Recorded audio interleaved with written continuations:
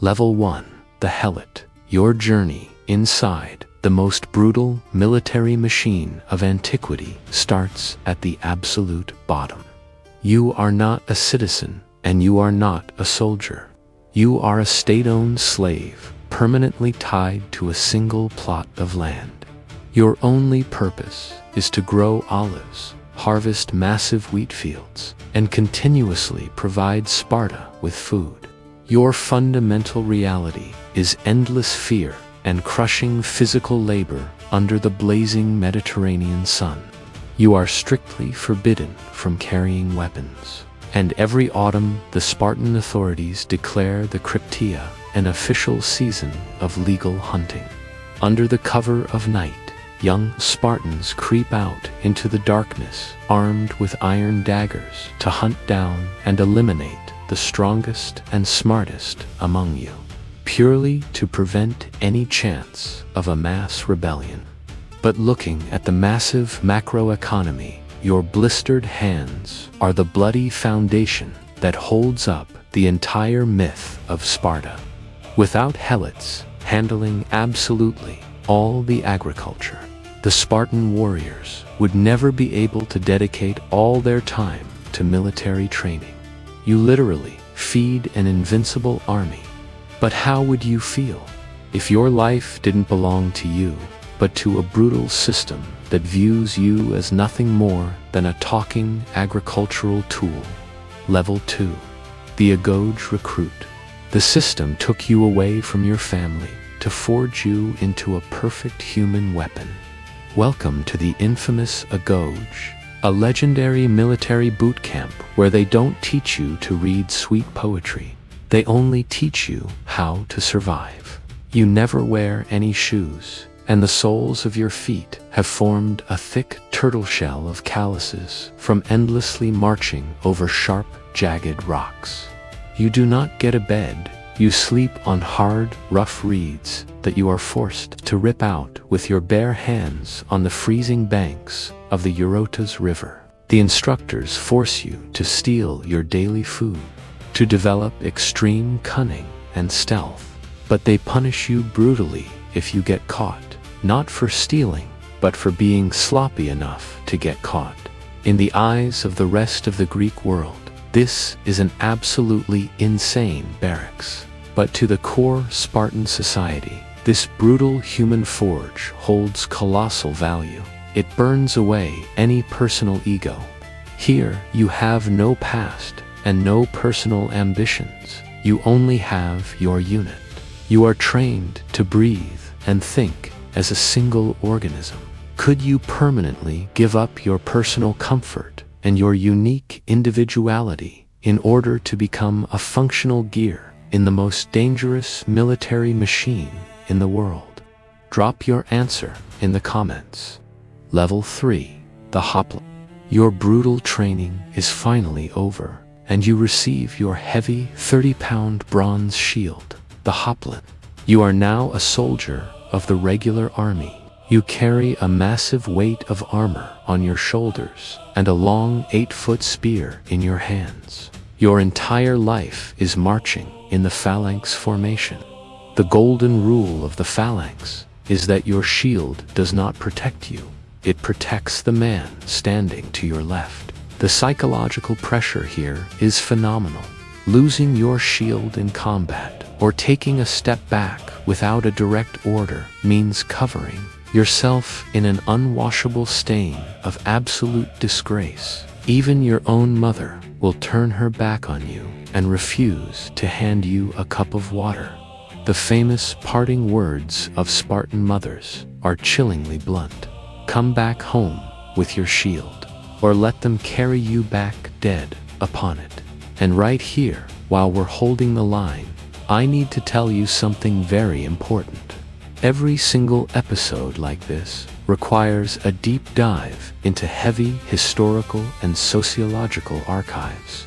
If you don't support this video with a like and leave a quick comment, the YouTube algorithms will effortlessly break our formation. Your active engagement is the exact bronze shield that protects this channel from dying out. Hit subscribe and let's hold the line together. Moving forward, in the eyes of rival city-states, Spartan hoplites are a living wall of solid bronze that is absolutely impossible to break. Your function is invaluable. You provide impenetrable security for the state borders. Could you sacrifice your own life, knowing perfectly well that your personal survival is worth less than the structural integrity of your battle formation? Level 4. The spare sheet. You become a full citizen, an equal. You receive your own personal plot of land, where helots do the heavy lifting, and you gain voting rights in the public assembly. But your life is still rigidly controlled by the heavy hand of the state. Every evening you are required to eat dinner with your battle brothers in the communal dining halls, the Syssicia. All the delicious food grown on your personal land must be surrendered into this massive communal pot. This harsh regulation was designed so that no citizen could ever brag about wealth or live in isolated luxury. In Sparta, there is absolutely zero room for material corruption, because the only accepted currency here is respect. To the regular Greeks living in Athens or Corinth, you look like a grim, humorless fanatic. But in absolute reality, you are the living, load-bearing wall of the entire state. Without your voluntary and fanatical asceticism, this incredibly powerful empire would crumble into luxury and internal squabbling in just a few short years. Could you spend your entire life choosing a stark, empty barracks while possessing massive political power and elite status? I'm waiting for your thoughts down below. Level 5. The Hippeis. You have proven your absolute combat supremacy and have been selected for the ultimate elite. The Hippeis are a highly elite guard of Sparta's 300 finest warriors. Technically, you are the unstoppable royal bodyguard of the king. Every single movement you make is polished to perfection, and your physical conditioning and tactical mind surpass absolutely any enemy on the continent. They trust you with the most suicidal missions that determine the fate of the entire Greek Confederation. You are categorically forbidden from retreating, because your example inspires the rest of the 1,000-man army holding the line. These are the exact warriors who held back an overwhelming force in the narrow pass of Thermopylae. In the eyes of the entire ancient world, you are literal supermen, living mythological heroes in the flesh. Your value to society is absolute. You are the final bloody barrier between civilization and total enslavement. Are you ready to proudly wear the title of the best, understanding perfectly well that this high status practically guarantees you an impending and highly heroic death on the front lines? Write it down. Level 6. The F4. Your advanced age and deep battle scars prevent you from standing in the front row of the heavy phalanx. But your massive authority has brought you into the Supreme Political Council. You are an F4, the ultimate controller of the state. At this high level, the heavy bronze sword is replaced by secret diplomacy and absolutely ruthless politics. E4s possess unprecedented power. You actually have the legal right to arrest the king himself if he violates the ancient laws. You tightly control the state finances. You legally declare war. And you direct the secret police, the Krypteia, to crush potential slave uprisings in the crypt. Your hands are constantly soaked in dirty geopolitical games. You protect the system from itself. To the average Spartan citizen, you are the cold stone embodiment of the law. It is exactly your icy political calculation that allows the state to proudly exist for centuries. What is realistically harder, raising a heavy shield under a blinding storm of enemy arrows, or methodically signing cruel execution orders, just to preserve a fragile peace inside your own city walls. Level 7. The Spartan King. At the absolute peak of this military pyramid, there is no single dictator. Sparta is ruled by 2 kings simultaneously. You are one of them. You wear a crown, but it is much heavier than it looks. In times of peace, your power is heavily restricted by the evil. But when the brutal horns of war sound, you become the absolute supreme commander. You are fully expected to march into battle at the very front of your phalanx, risking your own life in the exact same mud as a regular rank-and-file hoplite in Sparta. The king does not sit safely in a comfortable command tent on a high, distant hill. If you lose the battle, your own proud people will despise you far more than a common deserter. In the eyes of the global arena, you are the living symbol of unquestionable military hegemony. To the Spartans themselves, you are the physical embodiment of the nation's martial valor. But is this dual crown really worth the terrifying realization that you are ultimately just a high-class hostage of a massive, rigid military system that completely lacks the capacity to think any differently? To understand the Spartan, we must look at the foundation. At the very bottom are the helots. They are the conquered people, the laborers. Their sweat feeds the entire Spartan machine. Without them, the warrior class would starve. But for the Spartan-born, life begins with a test. At 7 years old, the child is taken. He enters the Agoge, the brutal training system. He is given 1 cloak for the whole year. He is kept hungry to encourage stealth. If he is caught stealing, he is beaten. Not for stealing, but for being caught. Pain is his only constant companion. He must learn to endure in silence. The weak are weeded out early. Only the resilient survive to become men. By 20, he must join a syssitia, a mess hall where bonds are forged. If he isn't voted in, he loses his status. To be a Spartan is to be part of the group. Individuality is a luxury they cannot afford. The phalanx is the ultimate expression of this. Your shield protects the man to your left, and his shield protects you. To drop your shield was the ultimate disgrace. Come back with it, or on it, they said. Meaning, return a victor or a corpse. Life was a cycle of training and war. No trade, no art, no philosophy, only the perfection of the soldier. Even marriage was a military affair, designed solely to produce new warriors. The state owned your time, your body, your soul. If you reached 60, you might retire to join the Gerousia, the Council of Elders. But for most, life ended on the field. Your name only appeared on a gravestone if you died in battle or childbirth. A society built on iron and blood, brilliant in its efficiency, but terrifying in its cost. The Spartan rank was a ladder of pain.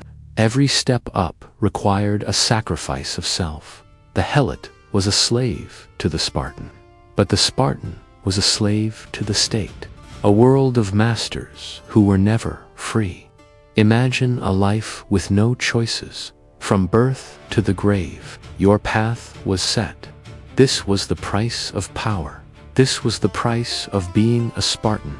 Could you survive the Agoge? Could you stand in the line? When the enemy's spears are inches away, would you hold your ground? Or would you break and let your brothers die? There was no room for failure. There was no room for mercy. Even the kings of Sparta were subject to the laws of Lycurgus, written in iron. They forbid the hoarding of gold. They used iron spits for currency, useless and heavy, to prevent greed. The system was designed for stability, but stability becomes stagnation. While other cities built temples and theaters, Sparta built men, living walls of bronze, but walls eventually crumble. The population of equals dwindled, too few to control the millions they oppressed. The machine began to grind to a halt. In the end, what remains of Sparta? Not buildings, but a legend of discipline and defiance. A legend written by the blood of the helots and the sacrifice of the warriors. To be a Spartan was to be a god of war, and a ghost in your own home. The most brutal military machine in history. Did the individual ever matter? In Sparta, the answer was always no. The state was all. The machine was all. Your life was a borrowed weapon, to be used, then broken, then forgotten by time. That is the reality of the Spartan rank, a cycle of brutality without end. Choose your rank wisely. But remember, in Sparta, the machine always wins. Jimmy's archive. Detective Jimmy thoughtfully flips a worn bronze coin through his fingers and drops a thick folder on the desk labeled "The Mirage of the Spartan Utopia." Snail slowly crawls across a heavily marked map of the Peloponnese Peninsula. Jimmy pushes up his glasses and points out that modern pop culture generously romanticizes Sparta as an empire of spotless honor. But the hard historical facts paint a significantly darker picture. Sparta was an extremely militarized surveillance state, paralyzed by a constant heavy paranoia that their massive population of state slaves, the helots, would revolt. The slaves actually outnumbered the Spartan citizens 7-1. Their entire famous military structure was focused less on glorious foreign conquests, and significantly more on maintaining total internal control over their own suppressed population from a very young age. Spartans were deeply traumatized by a rigid system that forcefully crushed any trace of individuality and unconventional creative thinking, while the rival city of Athens gifted the world brilliant theater, philosophy, and the foundations of democracy. Sparta left behind 0 great poets and absolutely no monumental architecture. They only left behind terrifying legends of their ferocity and a pile of scattered stones. Jimmy highly recommends. If you want to understand antiquity without the Hollywood filter, type into your Google search bar Sparta demographic collapse or helot revolts and Spartan paranoia. Perfect utopias simply do not exist. Author's commentary. While I was researching the heavy sociology of ancient Sparta for this episode, I caught myself thinking a very harsh thought. The ancient Spartan system is a flawless metaphor for any modern toxic corporation or any fanatical ideological collective. We are frequently brainwashed into believing that we must sacrifice our unique individuality for some abstract greater good of the company. They teach us to endlessly march in perfect unison, to take deep pride in our sleep-deprived burnout, and to treat any normal human emotions as a fatal weakness. But if you build your entire existence exclusively around grinding and overcoming endless struggles, one day you will just completely forget what exactly you were living for in the first place. Sparta ultimately lost in the grueling court of history because they only knew how to fight phenomenally well. But they completely lacked the ability to adapt and build anything new. So, who exactly are you in your current system? Are you a free creator, or just a silent disposable gear in someone else's phalanx? The link to our awesome community page is located in the pinned comment and description of this video. Jump in. We regularly break the mold and discuss these massive concepts without any filters.